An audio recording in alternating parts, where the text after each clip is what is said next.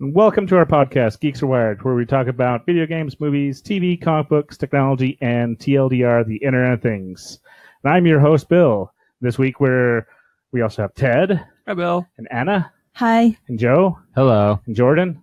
Sup? And KP, the Hi. Salt Lake City Green Arrow. Oh, hi. I didn't wait for my full introduction. That was rude. So where can they find you? You can find me. I have Facebook, Instagram, and Twitter. Facebook, just search SLC Green Arrow. Instagram is SLC Green Arrow as well. And then because I didn't want to waste your valuable characters, it's just at SLCGA on Twitter. There we go. Fancy. Yeah. I know. I'm thinking of you. Yeah. It's less about me and more of you and your precious characters. Although Twitter's kind of fixed that, so it's nice. You don't have like such a limited number anymore. The 120 limit. Yeah. Now you can, 140? All I know is it's more, and then there's like, it's like, you're good. All right, let's make this circle yellow to let you know. All right, you got like 10 characters. Knock it off. Like, you don't have that much to say.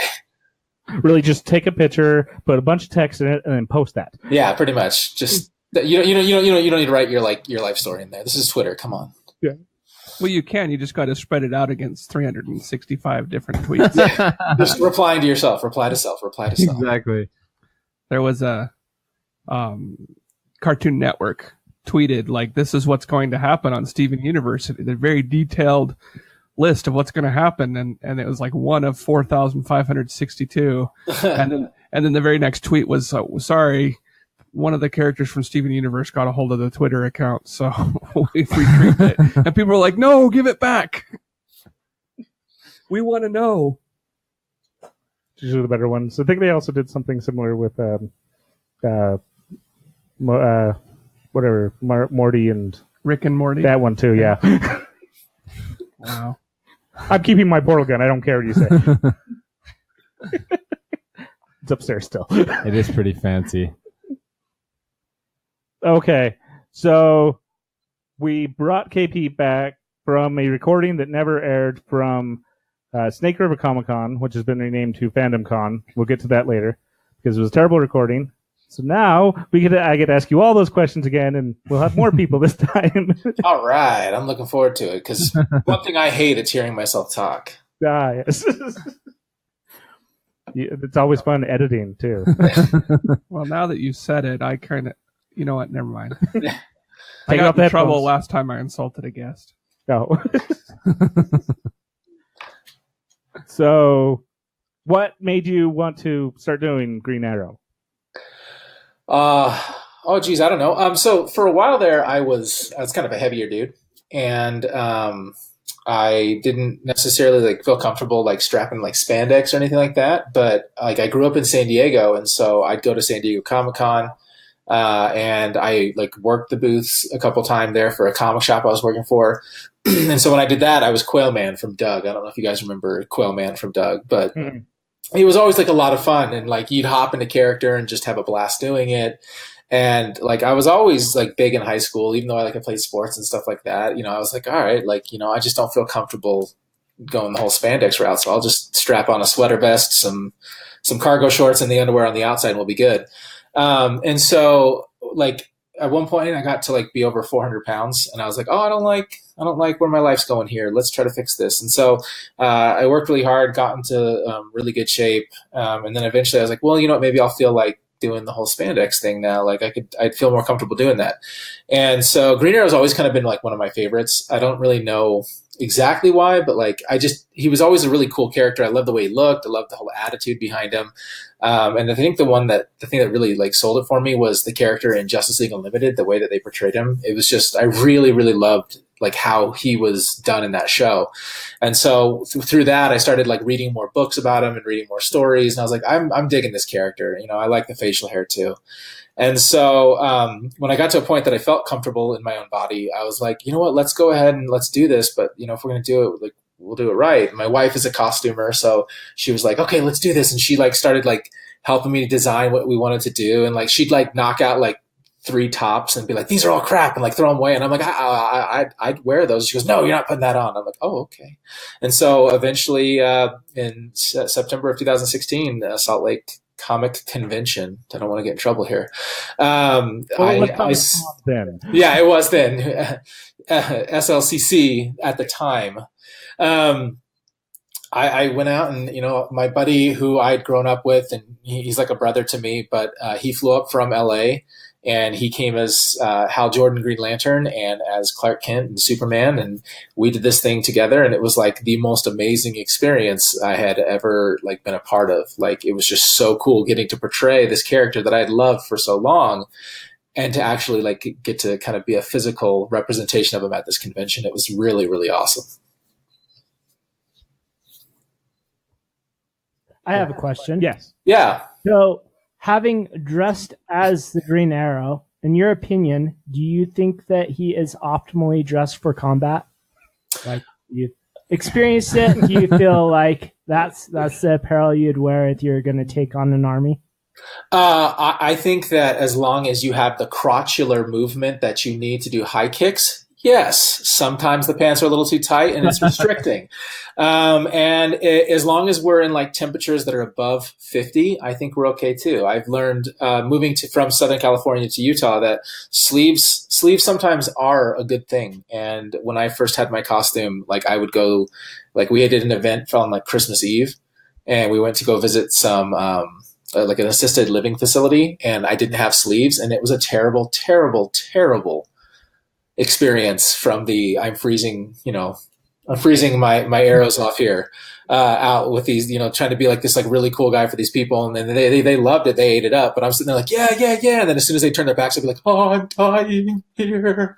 So as long as it's above 50 and as long as you got the high kick wardrobe in the pants, you're fine. You're fine. Yeah, I wondered about the chafing issues. So it's good to hear that.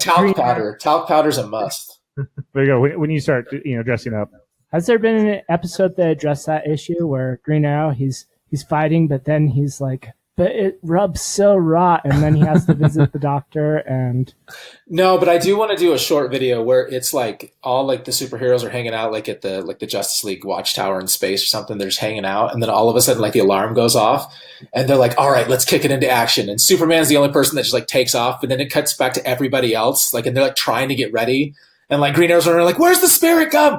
Give me the friggin' spirit gum. And then Hal Jordan's like, I can't find my ring. And they're like freaking out. Wonder Woman's like, somebody zip me up in the back. I can't do this. And then like Superman comes back. He's like, I got this, guys. And they're like, good. And like one mask's like kind of half hanging off, because that's kind of what it's like trying to get ready for these conventions. You sit there and you're like, this takes a lot longer than what they make it to look like in the show. Yeah, I'm sure there's a lot going on behind the scenes. Well, the alternative to that is just to hang out in your costume all the time and hope that you made a good choice that morning. There you go. Exactly. Like, is there really going to be crime today? I think today feels like a low crime day. I'll just hope for the best. You know what, guys? You got this. I'm all out of my spirit gum. I'm good. I don't want to deal with this, and I don't have time to make it to the shop. So somebody will get this. Somebody will cover that monster. We're fine. Especially the eyeliner too. You got to deal with that. Yeah, if you're in a rush, you poke yourself in the eye. You show up with like red eye and one eye, and they're like, "Oh, you got pink eye. Get out of here. No fighting crime for you." That might work out to your advantage. I know. Just rub your eyes and then go stick it in the bad guy's eye. This is gonna suck in a couple days for you. Yeah. Well, you start running. I don't want pink eye. Yeah. I don't have insurance right now. I give up. Take me in. Just don't let him touch me. Don't let him touch me. Have you seen my premiums? My copay's off the roof. I don't have telemedic. Or that costs $50. Yeah. So, let's see what else we got. What is your favorite Green Lantern story? Or not Green Lantern, Green Arrow. What was I thinking? Yeah. I was looking at your brothers. We'll go Green Arrow story. So I think probably my favorite's got to be Kevin Smith's Quiver, just because it brought him back from being dead.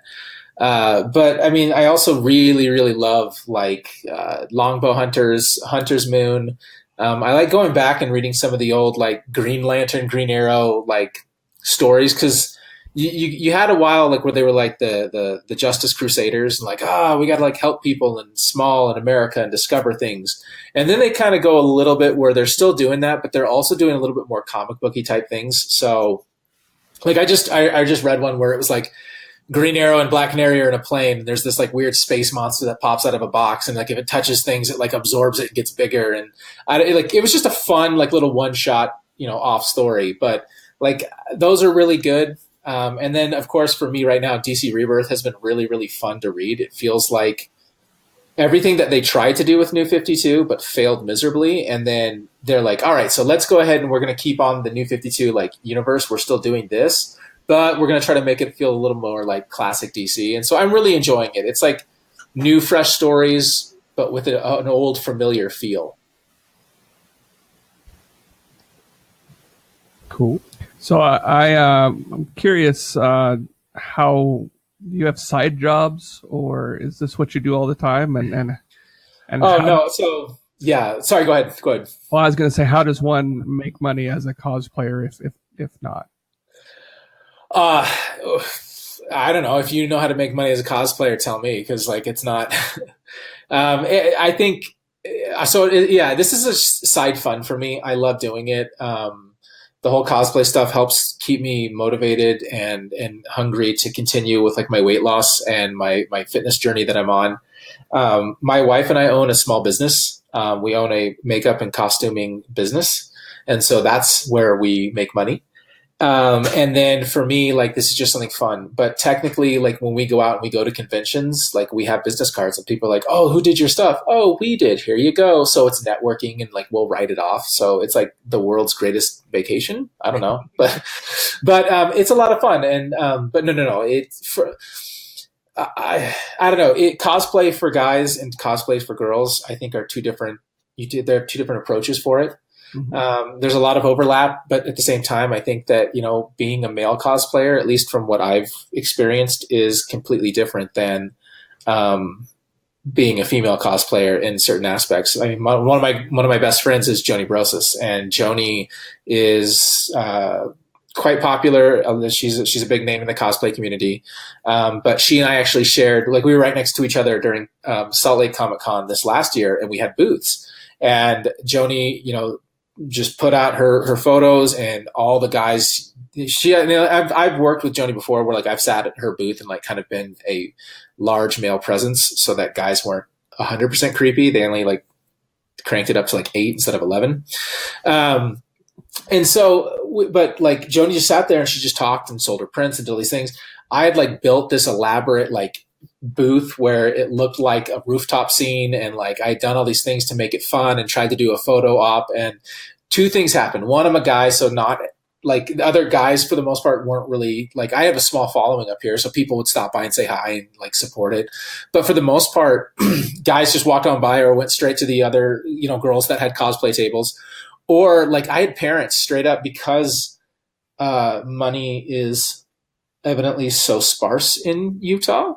I had parents straight up like grab their kids and be like, don't go over there. I'm not paying you to take a picture with him. And it was like, this is a free photo. Like, let your kid have fun. And they're like, oh, if it's free, I guess you can go. But they gave me like the dirtiest looks. And so like I had prints there to sell, and I had some t-shirts, and people ate, the fans, which is like really, I don't know. I don't like seeing fans. It sounds weird. But the supporters who did come, specifically to see me or whatever, they did support and buy and things like that. But like if people tip me, I had like little, just because, I don't know, I don't feel like, I'm there as an experience for you as well. But like if people tip me, I had little 4x6 prints of like 3 of my favorite photos. And so if they tipped $1 or they tipped $0.25 or whatever, because they only cost me like 7 cents to make, I'd give them one of those like, hey, thank you so much. Like, tips are never expected, but they're always appreciated. Thank you. Here you go. And they're like, wow, really? And I'm like, yeah, like I don't expect you to tip me. I'm just here to have fun too. But I didn't even make my booth back at Salt Lake. And I talked to a bunch of people there on Saturday, and they all said that Saturday was the worst day out of all of them. Like nobody wanted to spend money. Everybody wanted to look and tell you how great everything was. But then as soon as like, you were like, yeah, so if you're interested, like I had a bunch of friends in Artist Alley. You're interested in this print? No, that's okay. And then they would like walk away. And then the same thing, like there was a whole bunch of kids there on Saturday. Like, hey guys, do you guys want to come take a picture? And I had parents that would like grab their kids by the shoulders and turn them and be like, no. And it's like, oh, okay, well, bye then, so it was definitely an interesting scenario. If I would like to take the kind of booth idea to a different convention and see if maybe it's just because I'm a male cosplayer or because Salt Lake is the way that it is, which I understand. You've got large families. If you spend, $5 on one kid, you have to spend $5 on all of them. And so it can add up really, really fast. But it was just kind of an interesting learning experience. And, because my booth essentially looked like a rooftop scene that you come take a picture with, and it was essentially like a photo op, I'm going to make it where there's going to look like a billboard on the very top. It's going to be like, free picture, come take a free picture or something. So it still like blends in with the photo when you take it. But then people also see like free, because I had a stand that specifically stated, hey, prints, which cosplayers do, these are the prices. But as soon as they saw a money sign, it would turn them off immediately. They just, took off the other way. So I actually had to cover that up so that people didn't see a money sign. All they saw was there was something that said free photo. I have to ask, because it's a hot topic of our time, but have you ever felt objectified while cosplaying? Oh yeah. Like that is 100. I had a conversation with a guy about this yesterday. Like, I'll tell you what, the single moms between the ages of 35 and 45 are probably my biggest fans and have probably been like the most inappropriate, like with stuff. I had some mom that was like, oh my gosh, it's Green Arrow. I love your stuff. Here, kids, take a picture. And then I was like, all right, guys, let's see superhero poses and stuff. And I feel like, let's be honest, as a male cosplayer, you either have to be really good at what you do and you have to be really engaging or just make it like an awesome experience for the kids. So like I'll kneel down and get on their level and be like, hey, what's your name? What's your favorite part of the con? What do you do? And the parents really seem to appreciate that. But sometimes like I've had moms come up and like, oh, that's so great. Thanks so much. Mommy's turn to take a picture. And they'll like grab onto my waist and pull me in and be like, I'm single. And I'm like, oh, I'm not. I'm married. And they're like, oh, I've had like butt grazes constantly. Like there was when, if you guys go onto my Instagram, you'll see Will all the time. And, he does Superman and he does Hal Jordan. And it doesn't matter what he does, like dance belts don't work for him for some reason. Like they always just seem to like Shazam his like crotchular area. And so, but we've had moms that come up and they grab us like by the butt cheeks and like pull us in. And it's like the conversation I had yesterday was, if I were to throw a fit about that, like people would then question it. Like, oh, what? You don't like girls groping your body? It's like, well, no, it's just like, I'm married. It's not appropriate. But like the double standard is if somebody would do that, man, they'd be out of a convention if they did it to like a female cosplayer. And so it happens a lot. And I think it's starting to get to the point where people are accepting it. But for the most part, guys are kind of expected just to roll with it. And not from like other cosplayers because they get it, but just from like a society standpoint of like, oh, what's the matter with you? You don't like this? It's like, well, no, I don't. And I don't think that if my wife's there, she should have to see this and be okay with it too. So it's one of those things where it is kind of a hot topic, item. And it does happen quite a bit to male cosplayers. I just don't think it gets put into the spotlight the same way that it does if something like that were to happen to female cosplayers. That's kind of interesting. I actually just read a story about Terry Crews getting groped by, I can't remember. It was like an agent or something like that. Mm-hmm. And people were like, well, why didn't you just hit him or stuff like that? And he's like, well, if I did that, then I'm the bad guy. Mm-hmm. Yeah. So, I think it is really interesting that, and kind of horrible that we have this double standard that it's okay either way. Yeah. And I mean, it is interesting. But it's even like to the point where, the guy I was having this discussion with, they were talking about like they were watching like a Hallmark Christmas movie. And in the Hallmark Christmas movie, you've always got like the really handsome guy that is like the main male lead or whatever.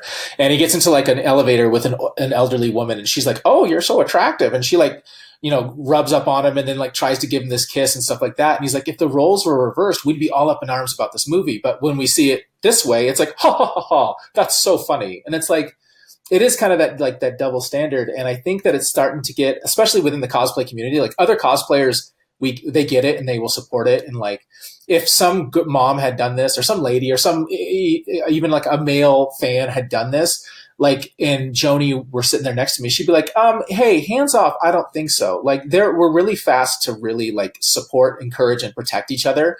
Cause you even got, sometimes the problem is not just males doing it to female cosplayers or female doing it to male cosplayers. Sometimes it's females coming up to female cosplayers. And because we're both girls and we both have the same anatomy parts, I can go ahead and touch yours however I want. And that's a big problem too. And it's super uncomfortable for them as well. And sometimes they're like, I don't know what to do. And it's like, it's nice to have a support around you just saying, hey, you know what? That's not appropriate behavior. If they weren't in costume, would you just walk up to some random person and start groping on them? No. So it's exactly the same thing. Don't do that. It's not appropriate. And it's nice that we're starting to stand up for each other as a community and really watch out for one another too.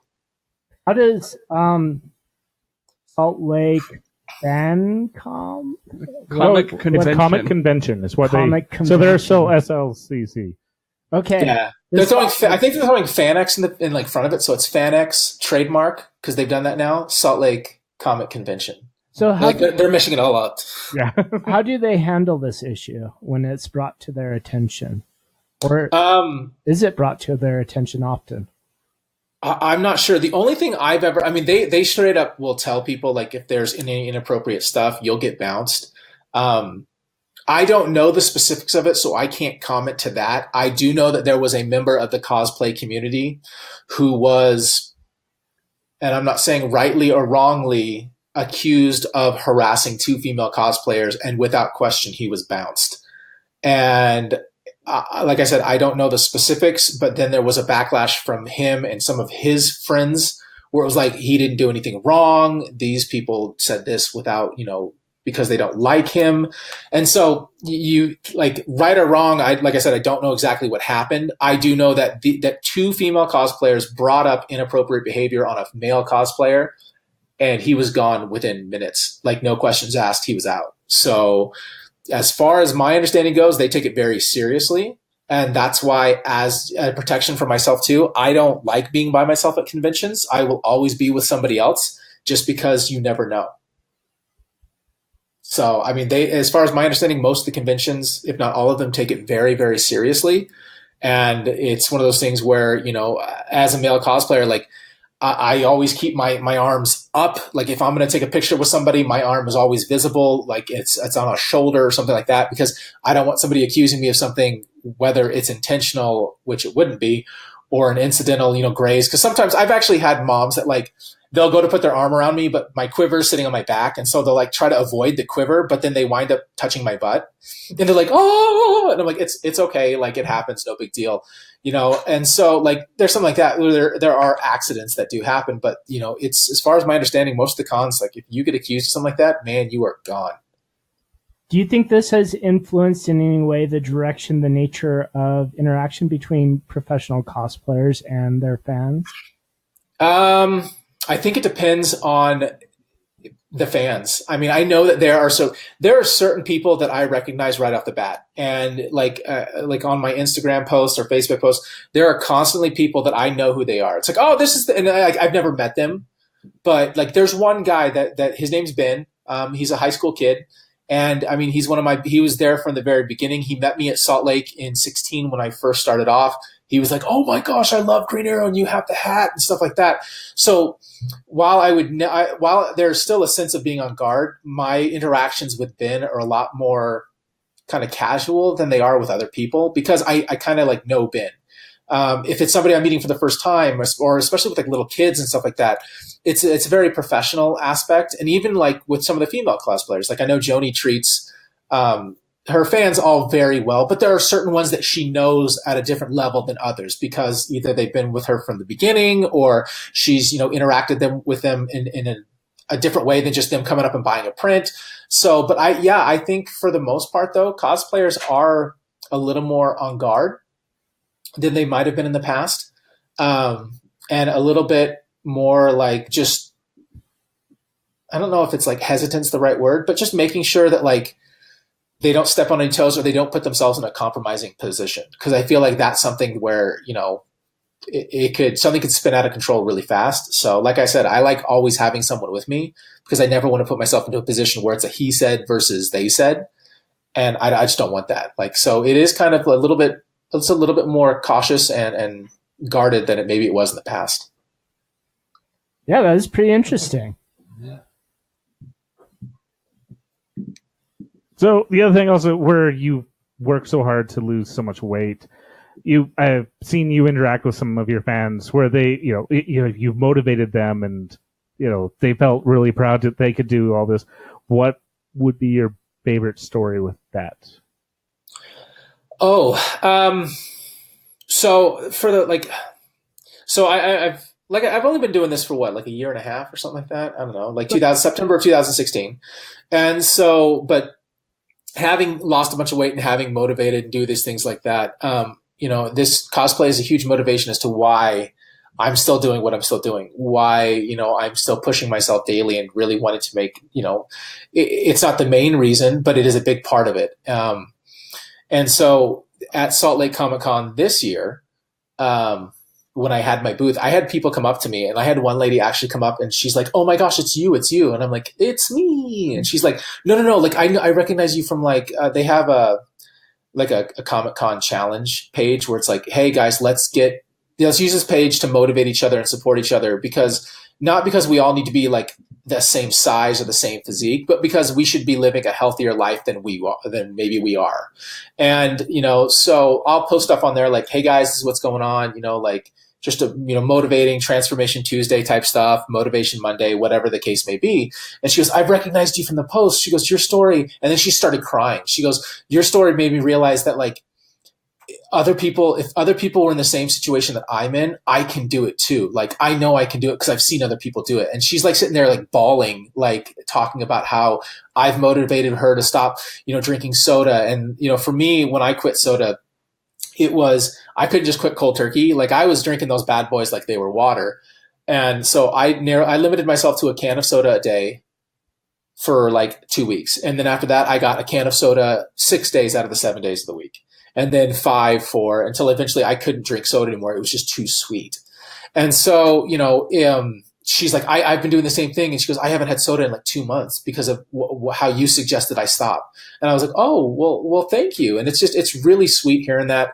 I posted a picture yesterday, so Monday I wanted to try to engage my followers, and I'm very big on that with my social media. Like, "Hey guys, let's talk." Like, if I ask you a question, I really want an answer. It's not going to be like "I like Doritos. What is your favorite chip?" And then, now you're just waiting for like the comments. It's, "Hey guys, I have a question. I want to know a legitimate answer." And so it was like hey, I want to be very personal through my social media and cosplay. What would you like to know about me? And I had a whole bunch of people ask questions. And I had one guy ask, "Are you satisfied with your weight loss? And, if not, or if so, can you expand upon that?" And I said, "Well, I want to give you an honest answer. So I can recognize and I can see where I've been and then the progress I've made, but I am not anywhere near satisfied with this. Okay. It's a very, very long journey. And I know that I have made a tremendous amount of progress. However, there's still a lot of work to do. I was over 400 pounds. So now being at about like 240, there's a lot of excess skin, and I'm trying my best to fill it out and do these things to kind of bulk some things out. But, I do get discouraged when I'll see people that and I don't mean this in a bad way, but I'll get a little discouraged when I see people that are like, "I've been working out for 2 months and look at my arms," and they look all cut and defined. Well, they also don't have like 25 years of poor food choices and lifestyle choices sitting on top of that, and I'll have to look at certain things that are like non-scale victories. Like towards like September of last year, like I measured my biceps because I feel like measurements are a really good way to do things, not necessarily like a scale for me. And my biceps were about 14 inches around, and I just measured them like a week ago and they were over 16 inches around. So my biceps are getting bigger. Yeah. I got to look for victories like that. And so, I shared this with people, in a before and after type photo. Like it was a kind of a profile shot where you could see like how far out my belly stuck compared to now. And my arms, I sent it to Will, who is one of my biggest motivators and one of my biggest supporters. And, he encourages me and helps me along. And he goes, "Dang, dude," he goes, "look at your arms. They're almost the same size, except now one's muscle and the other one wasn't." And I look at it and I go, "Dang, yeah, my arms do look really big." So I have to look for victories like that. But after posting this and being honest with people, because Monday I asked them, they responded. And then Tuesday I made like the Transformation Tuesday, "I want to be honest with you" post. Sometimes I do get discouraged.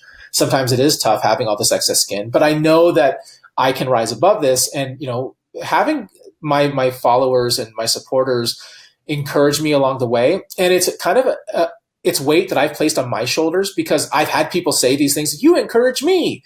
well, I can't let them down now. So now I'm going to do this for myself. I'm doing it for my wife. I'm doing it for my family. I'm also doing it for all these people that are watching me. And so I was like, thank you guys very much. I always make sure to thank them for that constant support. I had a bunch of people then respond today or the day after going, dude, I wasn't going to go to the gym today, but I saw your post and man, I got hungry to go to the gym. You really drove me to do this. And so for me, that's another one of those things where it's like, I do this because I want my social media to be fun and engaging, and I want it to be a positive experience because there's plenty of negative out there right now. So when I hear that people are responding like, this is such a positive influence in my life, it makes me really, really happy and fulfilled inside, where it's like, you know what, good. I want to be a force of positivity out there because, like I said, there's a lot of negative happening right now. So if I can be something where someone logs on their social media, sees it and feels better about themselves or their day, or gets a laugh out of my stupid comments that I post, then I've done my job, I feel. It's a pretty rocky road, so I respect that. I was intensely exercising for a while. I set a goal for myself that I'd be satisfied as soon as I could, with my bare hands, crush a man's skull in. But I'm going for if I can like flex my arms and chest and crack a walnut open, then I'll be able to quit. And I am way, way, way, like so far from that. I can't even do like ballpark peanuts yet, so I get that. Steps, baby steps.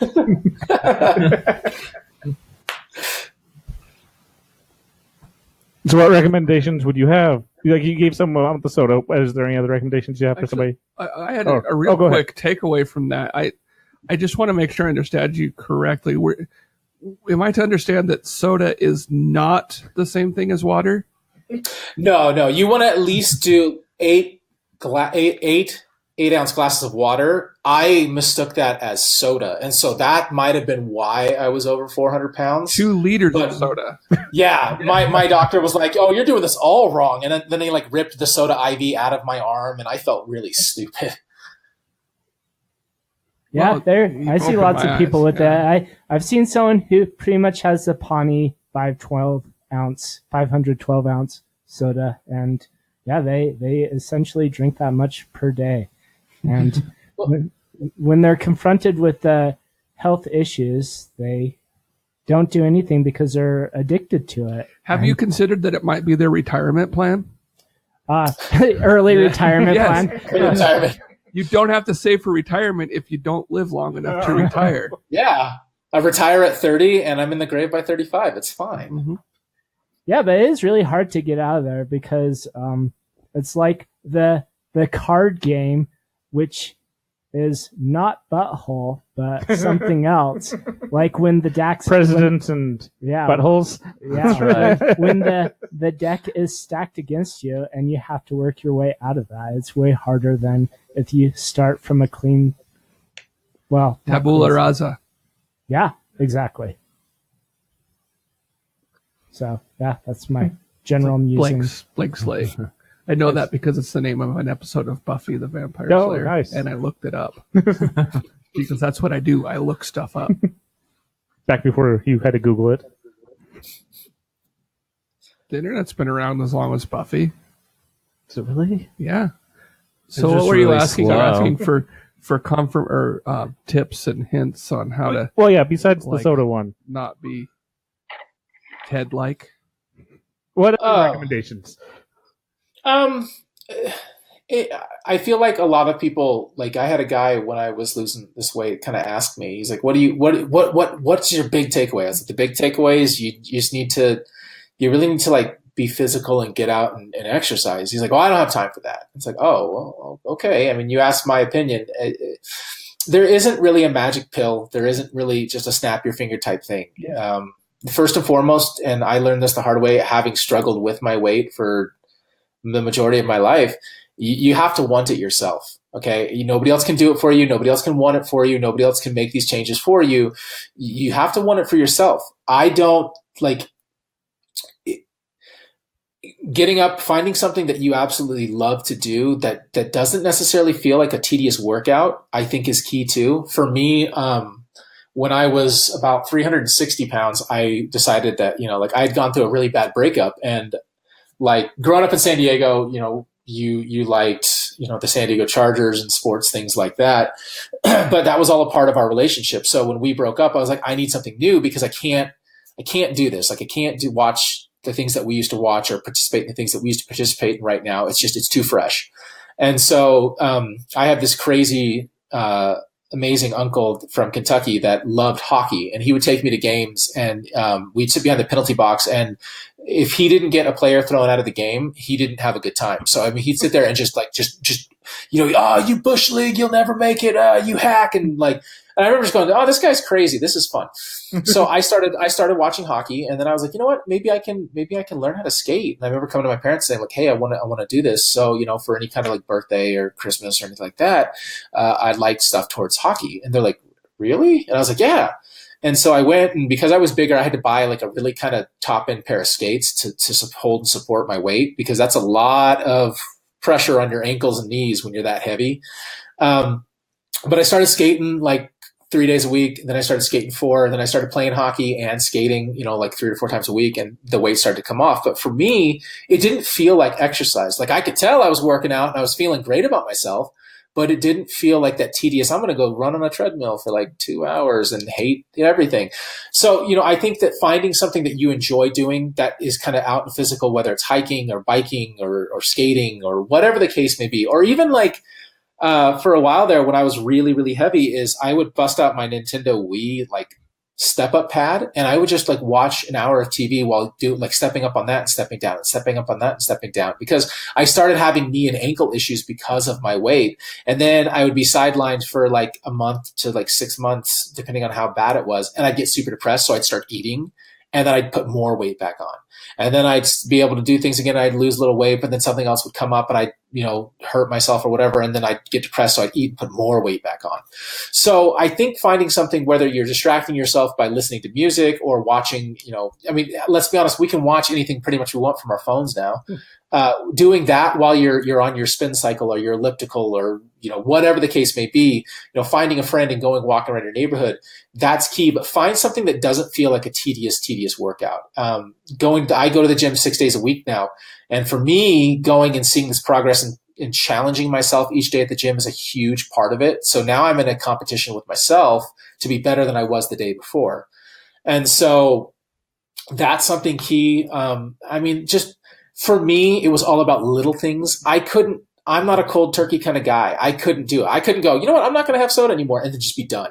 I couldn't. So do small little things. If I'm going to go out and have a hamburger, maybe I take that top bun off because it's a super thick piece of bread. I cut the burger in 2, and then now I have a double, quote unquote, with the bottom bun or something like that. Yeah. But just little things, replacing the bun altogether with extra lettuce, but making sure you're using like actual good lettuce, not iceberg, because there's not a lot to it, but like a nice hearty, rich green lettuce of some kind.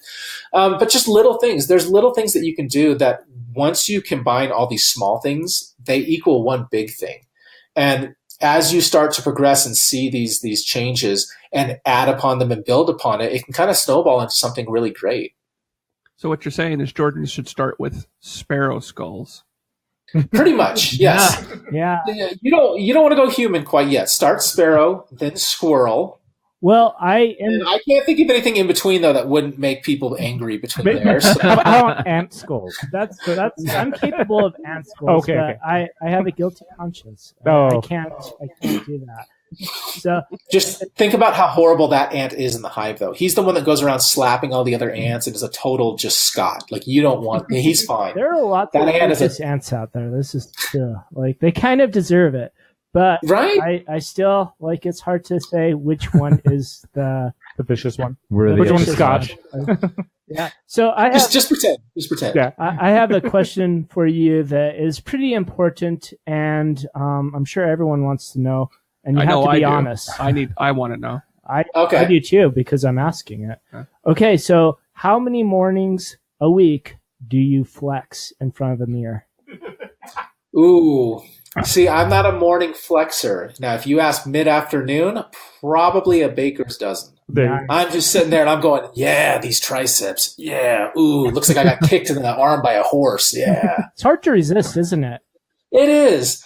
In all honesty, there are times, where I'm getting ready and I do see myself and I'm like, it is kind of exciting because for the first time in my life, I actually see something that has never been there or has always been hidden. You mean your feet? And so Yeah, pretty much. Yeah. I have toes. Oh my goodness. I have that same problem. But there is a part, and I think for someone who maybe has been heavy, their entire life, and then to all of a sudden see progress and see like, wow, my arms do look good. Like, I'm not gonna lie, my wife will sit there like I walk by, and if I have a shirt on that has like tighter sleeves, she'll go flex. And I'm like, what? She goes, just flex. I need to see this. And I'm like, oh. But it's kind of nice because for the first time in my life, I can actually do that, and it actually like there's something there. Whereas before the sleeves were just tight because my arms were ginormous ham hocks. Like it's not a mean thing to say. It's the truth. I look at like the post that I just put on Tuesday. My arms were ginormous, but I was a very large man because of it. And now my arms are defined and to a point, and I do see this progress, and it is exciting. So I don't know. Like I feel like if it's something that kind of motivates you to keep going too, by all means, go for it. I don't care how douchey it kind of like looks. Just do it. If it makes you feel good about yourself because you haven't seen it before, by all means, I think it's quite okay. Maybe not taking up room at the gym and doing it and taking selfies. Like I saw a guy the other day. I think I'm going to call them newfies, where it's the New Year, it's the New Year resolution people that come into the gym for like 5 minutes and then they're gone. But this guy came in the other day. He took off his jacket. He stood in front of the mirror. He flexed, took a picture, put the jacket back on, and then left. I joke you not. And I'm like, guy, I don't think that's how the gym works. I mean, I could be wrong, but it's not even the people who were trying to do. Yeah, like I took my picture for the day. Yeah, well, here's proof. Here's proof I did it. It kind of goes back to the classic physics question. If there is a person in a room who flexes and there's no one around to see it, is it douchey? That's or does it count? Well, if you take a picture, then if you go to the gym and don't take a selfie, did you actually go to the gym? Yeah. That's So as your weight has diminished, have you noticed your legs like losing strength? I mean, I'm sure you work them out, but it's quite the workout, just carrying around your heft. So the one part of my body that I always felt like kind of proud of, even when I was heavy, was my calves. And because, I mean, you're carrying around 400 pounds, your calves actually look pretty good.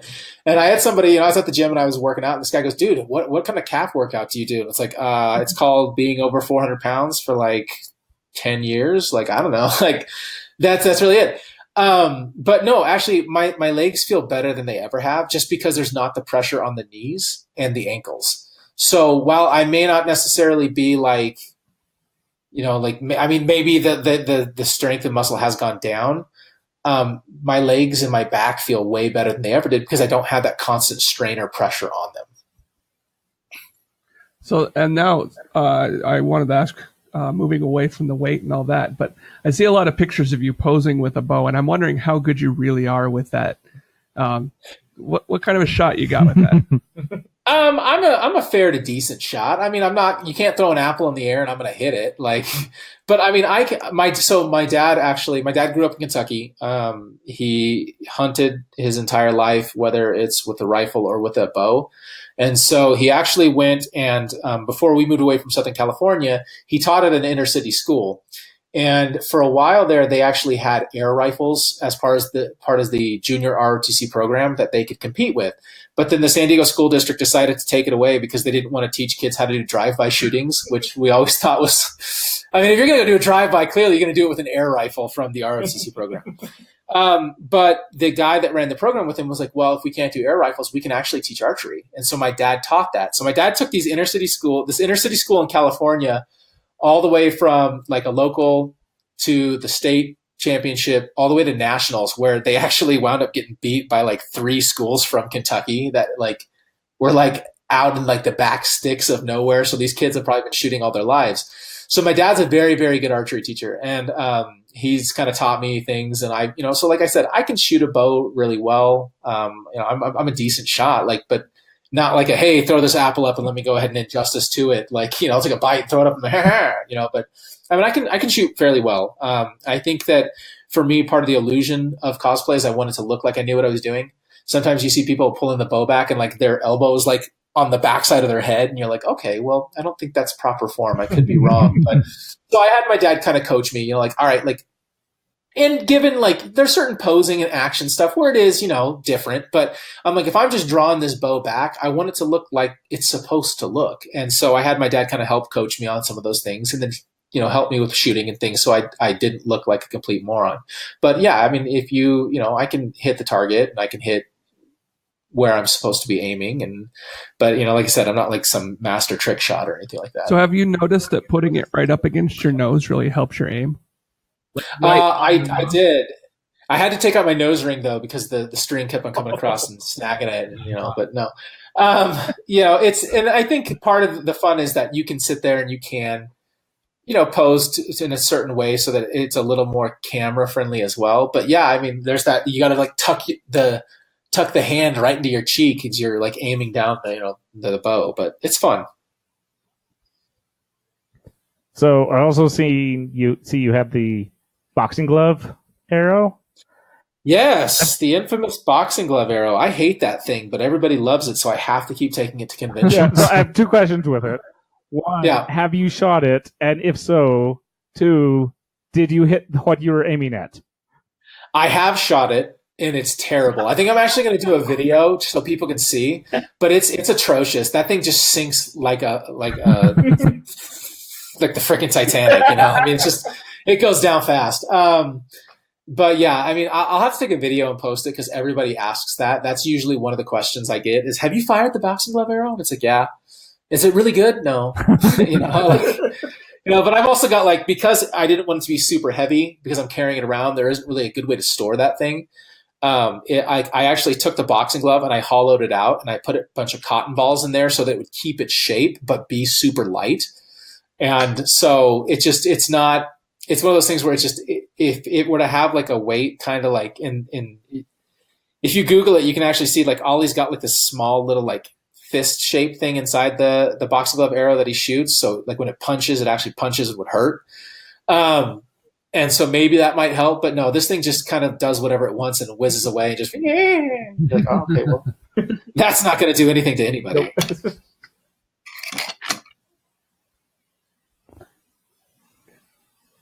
The only question I can think of is, have you ever, while in costume, had the opportunity to dramatically sink to your knees and shout, "No"? Because I haven't.